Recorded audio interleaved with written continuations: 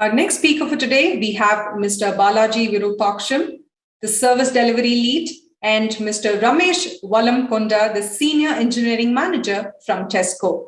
A quick info on Mr. Balaji.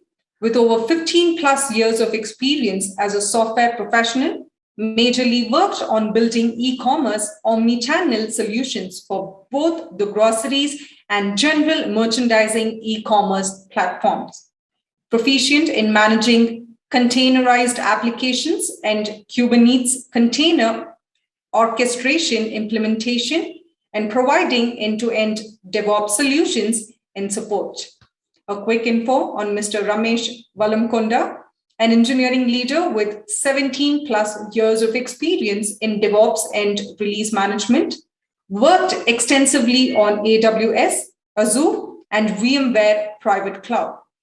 Designed and implemented DevOps solutions in various domains with e-commerce, operating systems, mobile networking, and banking.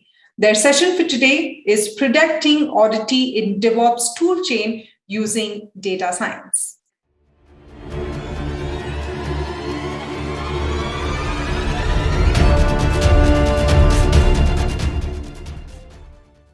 Hello everyone, welcome to today's our talk, Predicting Oddity in the DevOps Toolchain using data science. So in this dynamic business environment and the rapid changes to the business requirements taking place, we as an organization has to revisit and evaluate our existing tools and processes to make sure we fulfill our business needs. So we are going to talk more about this toolchain evaluation process in our presentation today. So before we start our presentation, so I wanted to introduce myself. I am Balaji Virupaksham and I am part of Tesco Technology, Bengaluru, working as a system engineer level 3. So I am majorly involved in building end-to-end cloud solutions and DevOps support for the Tesco omnichannel platforms. Prior to my DevOps career in Tesco, I have also played multiple roles where I was actually managing service delivery for our general merchandising online platform and also leading automation teams, which actually caters different services and frameworks across all the multi-channel applications, which actually runs on different viewports like desktops, mobiles, tablets, and laptops, etc. So with this, my quick introduction, I would like to request my colleague Ramesh to introduce himself and set agenda for today's session. Over to you, Ramesh. Thank you, Balaji. Thanks all for joining today. My name is Ramesh Vallamkonda. I have 17 plus years of experience, mostly into DevOps and release management. Currently, I'm working as a system engineering manager at Tesco. I manage the DevOps team at Tesco, who is responsible for Tesco online operations. During my career, I've designed and implemented DevOps solutions in various domains like e-commerce, operating systems, mobile applications, networking, and banking.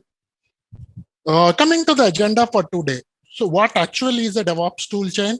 Why do we need a perfect DevOps toolchain? Here we will also tell you that the importance of DevOps toolchain is a successful criteria for successful DevOps implementation. Here in the next step, we will tell you about what are the critical parameters considering while building a DevOps toolchain. So how do we know that we have the best DevOps tools in place? The only way is to do the evaluation. And also evaluation is a continuous process which needs to be done at multiple times in a year so that new tools will be coming into place. One of the criteria while doing evaluation is that is it open source or do we need a 24/7 enterprise support? Then we will go on to the data science model where we can be able to input the data so that we will have a clear-cut evaluation of the DevOps toolchain. Finally, we will also tell you once we identify the perfect DevOps tools, we will tell you that what are the key benefits of having a healthy DevOps toolchain. With this, I'm handing over to Balaji, who will explain that what are the different types of DevOps tools and what are the criteria to select them. So tools that actually support DevOps. So as we all know, DevOps is not a technology and it's a culture and it's a mindset.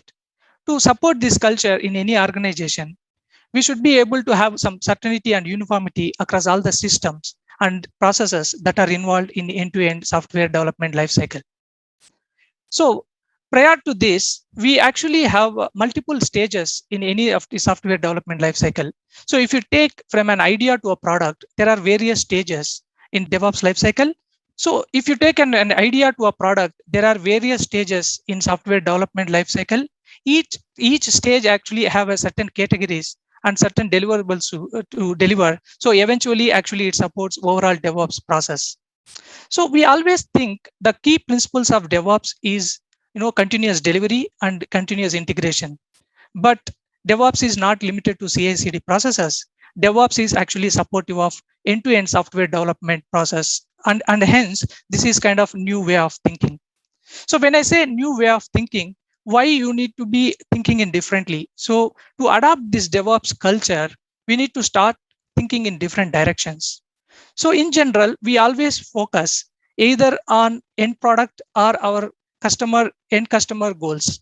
But we tend to forget about the team members which are actually involved in delivering software during this development process. So we should be helping the team members in early stage and pursue a common goal and work towards that goals so that we can actually identify any improvement areas or bottlenecks or issues in early stage. And hence, we actually tend to see pursuing a shared object will always help us to lead this process as an agile, and we can stop working in silos mode. So enabling technology. When I say enabling technology, this is where actually our tool chain processes will play actually critical role. So though we have so many independent technologies that support each stage of software development lifecycle, so we need to be selecting a right tool to actually support that particular stage to deliver in end-to-end DevOps process. If you look at collaboration as a category, there are so many independent tools that actually help us to get all the stakeholders in a single platform and help us to collaboratively work and achieve that goal as a shared goal. So, and hence, selecting tools and enabling technologies very crucial for any DevOps success. Standardization. When I say standardization, it is all keeping up our uniformity. So to adopt this process, we need to have a uniformity across all the systems. So we can actually identify some of these standards across the organizations, which every team members and every project can start implementing that. So this way, actually, we can stop reinventing the wheel when already working models are available. Standardization will help us to identify all the working models, and we can make it as a standard to get the team start utilizing them instead of again doing an POCs or spending more time on this building some of these processes in DevOps success. What we actually ask, so when you take any cloud platforms and cloud resources or services, we do not want to again go and do a POC, right? When already some teams have adopted some of these services, and if they're actually getting benefited out of them, so we need to make this as a standard so that everybody start using those services instead of spending again more time on building, prototypes or models. This is all about standardization. Transparency. When I say transparency, it's all keeping things transparent. That means we have to actually provide on-date and up-to-date information, and then communicate and provide timely updates to the business stakeholders so that we can actually improve our DevOps efficacy. Automation. So what is automation? Automation is all about your reusability and then self-service, enabling self-service. When I say reusability, we need to have certain things are already reusable so that we can stop actually minimize that cost and resources and efforts around the resources, and then these things can be helpful for us to cater in different teams, right? All the management teams and operation teams, whoever are involved in this process, they can actually get this self-services availed, and then we can also minimize our human errors across these processes. Automation actually plays very critical role in overall end-to-end DevOps success. Process of creating toolchain. Before we actually start creating toolchain, there are some focused aspects that we need to be considering, so which will eventually help us to get the better right tools in place. When I say assertion, so assertions are nothing but accepting if something is not working. We need to be certain when you are making some changes to the existing tools or processes, so that tools and processes will give you a better work. So here in this context, assertion means we just need to accept if something is not working, and then we need to start identifying and how to address those issues with the right tools and processes. Success stories. Success stories are all about our, learning from our past experience, which we have already implemented and successfully, and this has been working fantastic, and we can actually promote this to different teams to start using those. And also in this open source world, there are so many companies or teams who already have adopted some of these tools and getting benefits out of that. So we can actually chat with them, and we can actually have a conversation with these tech forums, and we can actually benefited getting these tools and then try to implement in our processes and see whether it actually serves our business needs. Exploration. So exploration is all about using our overall in-depth knowledge around domain and start actually evaluating our existing tool chains. So we no need to form models or statistical reports. With our complete knowledge, we can actually start identifying some of the initial patterns or some of the anomalies across these all systems. This is all about exploration does.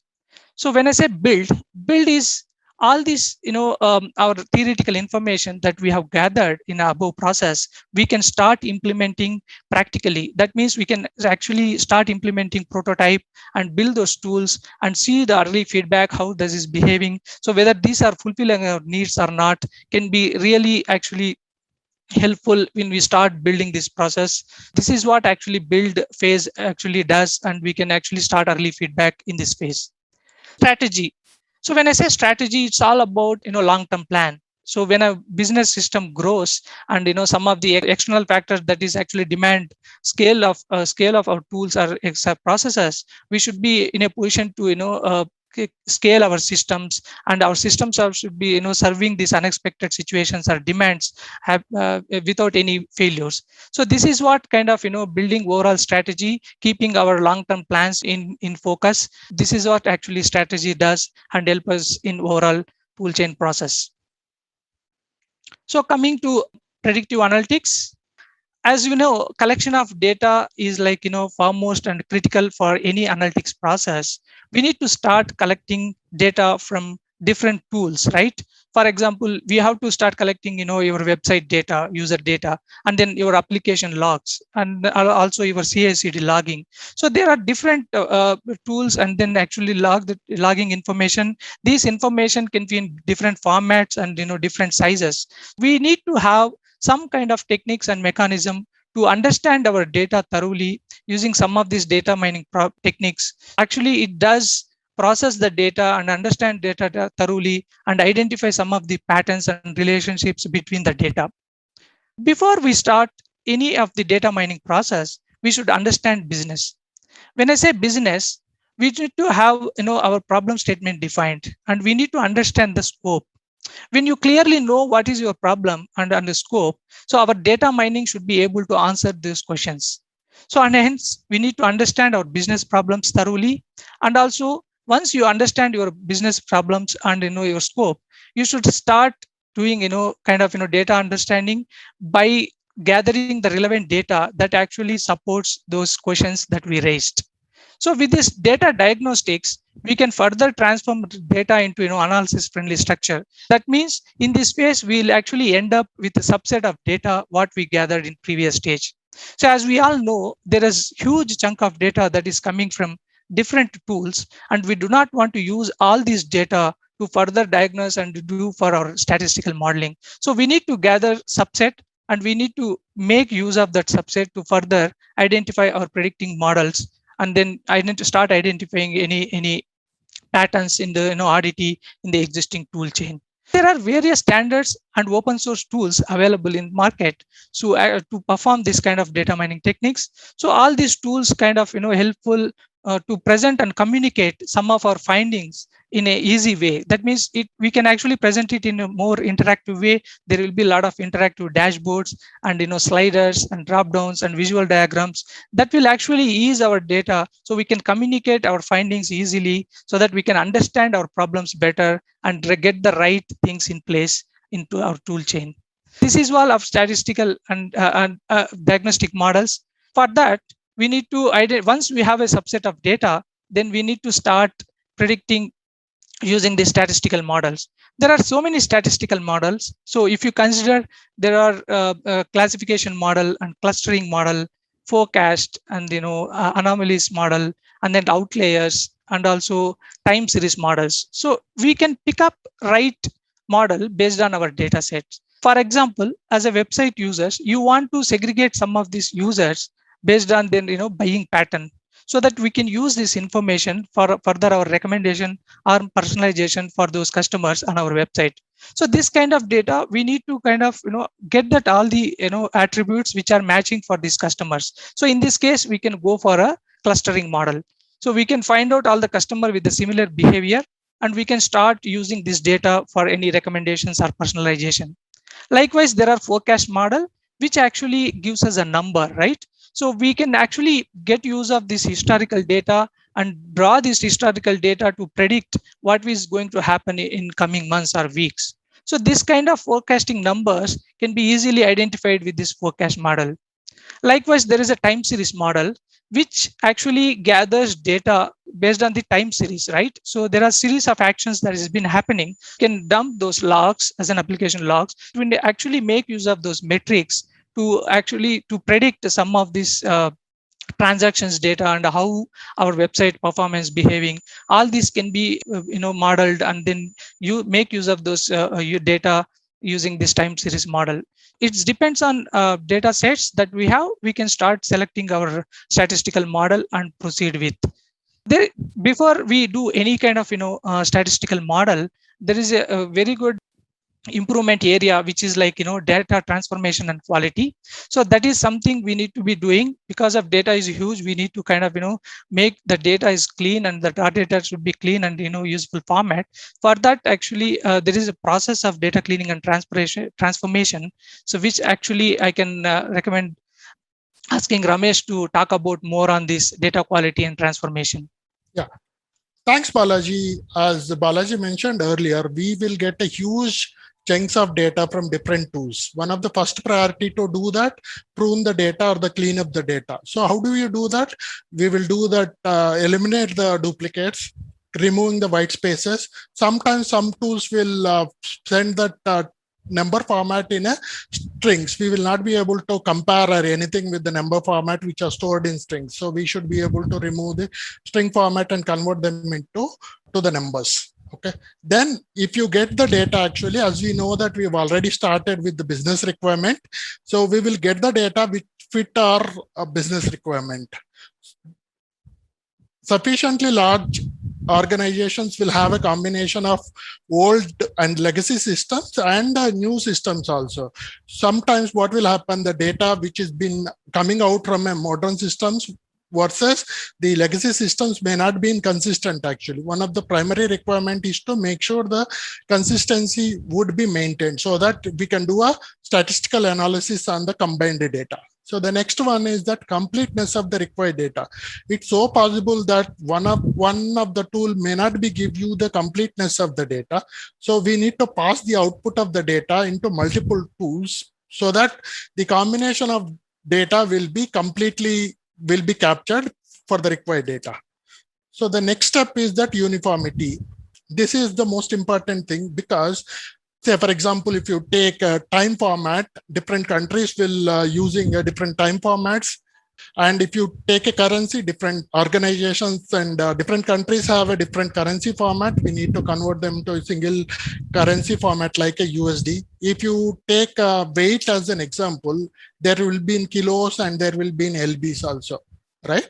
So we need to convert them to consistent data so that we can capture later. Okay, so the next step is that logging the data for analysis, right? As we told that the data will be coming from multiple tools. We will get the metrics from the event, and we will categorize the logging events. So in this case, actually, our log tools will be able to help you. So some of the log tools are Splunk or Classify, Logify or something like that, or Datadog. So we will be able to, based on all the data, we will be forming the control flows so that it can be useful. Like once we have the data input, actually, as Balaji told that we will have a multiple things, right? A classification model, control model, forecast model, time series model, abnormalities, outliers model or something. Okay, so once we got the data actually, then we have identified the perfect tool for perfect process, right? So what are the benefits of having a healthy DevOps tool chain, right? We will have a tools in which are fit for purpose so that we will do a faster deployments, right? What it means that we will be able to give the feedback to the developers much faster. Actually, feedback will be given to stakeholders also much faster so that we can fail faster. So it means that our time to market will be improving it.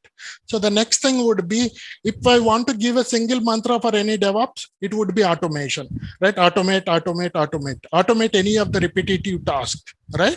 Say, for example, we need to, rather than solving the problems, right, individually, have the solution in place so that any team can use the solution to do the tasks. Actually, if I can give example, if somebody wants to do a deployment, they don't need to wait for the deployment team to come and do the deployment. The deployment solution which is there in the organization should take care of it. Same thing with, if you want to do a testing, for example, the solution which is there for testing should be able to take care of it.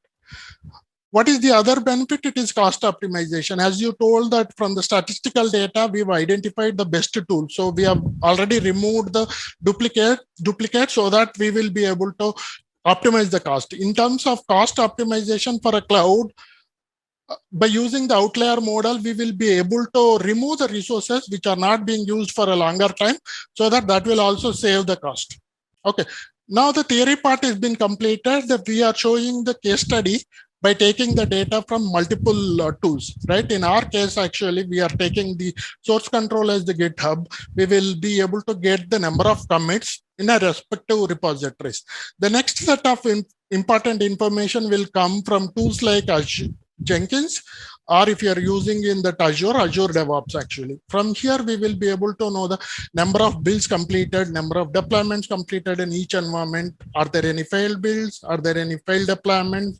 What time is taken, right? So the next important thing would be the testing, getting the metrics from the testing side. See, as a part of SDLC, we will be doing multiple types of testings like unit testing, QA testing, UAT testing, and regression testing. Based on the tools, actually, we will be able to see that what is the execution percentage, what is the pass percentage, what is the fail percentage. Based on the certain set of pass percentage only, then the code will be promoted to the next thing. And we will also capture the performance related information, like how much time that each page is taking. So that is there anything we can do the optimization so that the pages are loading faster, so that the user experience will be much better, right? And using the performance tools, we will also get you that information which are critical for infrastructure like CPU, memory, and storage. By using the tools, we will also get the user activities. Right? We have captured all this data. For the next few slides, Balaji will be visualizing the data and he will be categorizing it and going through the details. Over to you, Balaji. Yeah. So incident management summary of the week. So when you look at this graphical representation, so the idea is to get our service reports on weekly basis so that we can review our services against how the healthy our services based on some of these incidents raised against those services. So if you look at the number of incidents that we receive, these are actually prioritized, giving labels like P1, P2, P3, P4, and we can certainly see how the trend of these incidents, right? So we can see how the P1, P2s and week on week, how the trend, and we can see if there is any increase in the trend or if there is any dip in number of incidents that is coming against those services. We can evaluate our services using these models, and it will also give us how our operations and development improvements actually taking place and helping us to get rid of some of these incidents which are reoccurring in our environment. With this, we can actually, the idea is to get some of these statistical models and get this incident management, and which will help us to kind of evaluate on week. Yeah, this is one more kind of statistical representation of the data collected. So this is more of your CI/CD jobs that are running in our platform and different environments for that matter. So if you look at some of these jobs that runs on daily basis, so we can see what is the pass and fail percentage across those jobs. And the same job may actually take sometimes delayed because of some of the new changes that we introduced. So we can actually see which stage of the job actually delaying in now and what actually really caused. So we can go in further depth of detailings around taking this statistical representation. I can start evaluating our existing tools and jobs. Likewise, if you look at some of these change management processes, which are inevitable in nature, and we always need to try to update and maintain and improve our systems. For that, we need to actually making changes to our existing processes and systems. So we actually see how many changes that are going in live on daily basis or weekly basis, and also we can plot around department wise and see how many changes are actually successfully implemented, how many changes are actually withdrawn due to various reasons, and how many emergency CMs have actually been applied. So this will also give some of the insights. If there is any emergency CMs, for that matter, if it is in a hot fixes or any patches that we applied to live, this could be a various reasons. There could be a some major incident that would have happened, and we have taken a call to patch that system. So this will also give us how to mitigate some of these incidents to not to reoccur. So this kind of graphical representation across all the systems will enable us to get our DevOps process more successful. So this is one more kind of website performance tracker. This is one of the reports that we would like to see from this data. So we have a certain KPIs defined across our website pages. So we actually try to pull those transaction logs and then make use of this time series model and plot this sequence of actions and see what is that average response times of each page, and what is your 95th percentile or 99th percentile, and we can actually track based on weekly and then see if there is any changes and brag against our overall percentage. If you look at in the graph, and there are some red and amber colors, and this actually give us some kind of information why our performance actually increased. So was there any change went in just before a week that actually caused adverse impact on a website and caused increased response times in the pages? So likewise, actually, this kind of analysis will help us to get our website into better state by actually reworking and taking out some of these outliers and anomalies from the system. So there is one more report, right? This is where actually we have more interested in, right? Cost optimization. So how to optimize the cost? So we need to have all the processes in place working, and it should enable our platform to get the success. But however, we also need to see if you are spending unnecessarily, right? So we need to, here the idea is to get the cost incurred against each resources, whether it is your cloud platforms or your on-premise services or compute resources. We need to kind of get through all the cost that is involved, and we can see the trend of resource usages, whether there is an increase in cost or a dip in cost, how to optimize this resource usages, how to scale our resources by getting better resources in place instead of simply doing vertical scaling or your horizontal scaling. So all these scaling things also can be make a decision looking at some of these trends and then some of these requests that is coming to your services, and how to when to actually have a scaling happen. So this way we can actually have a trend and identify where to improve and where to cut the cost, etc. So we kind of, coming to conclusions, and before we actually conclude the sessions, I would like to see what are all the action items and the summary that we have drawn these presentations. So if you look at find out the outliers and take necessary actions, this is all like our initial observation to try to get that, preliminary patterns and then relationship between the data sets and discover the patterns to spot anomalies. This is where we wanted to use some kind of, data mining techniques and, get the anomalies, patterns and relationships between the data and test hypothesis, right? So for any of the analytics process, we should have actually taken some assumptions into consideration before we start getting into the process, right? So we need to now in a position to gather all the information to support our hypothesis, and at the end of this process, we can actually able to see whether our hypothesis is actually true or we kind of need to reject that hypothesis. This can also be actually done actually checking some of the assumptions with the help of summary statistical and graphical representation. This is where, so as this data is huge, and we actually sliced and aggregated and diced this data using data mining tools, and now we need to get able to pick the relevant models and relevant data which actually support our assumptions, so that we can actually conclude whether our assumptions are valid or not. So quantify what it may cost to deal to reduce or eliminate anomalies. This, as we know, we cannot eliminate all the anomalies that we found, because this is not a simple thing to just address all the issues that we have identified, right? We should be kind of judgmental when you picking up some of these issues that has to be addressed. More importantly, we need to look at the cost and some of the benefits that we are going to get. So if the benefits are very minimal and we do not want to spend so much time and efforts and cost on those anomalies to address, right? So we should be so judgmental and pick the problems which can actually further improve our overall DevOps process. With this, actually, I'm going to wrap up our sessions. So thank you so much. Thank you so much for listening to us. And if you have any questions, please reach out to us on the below given email IDs.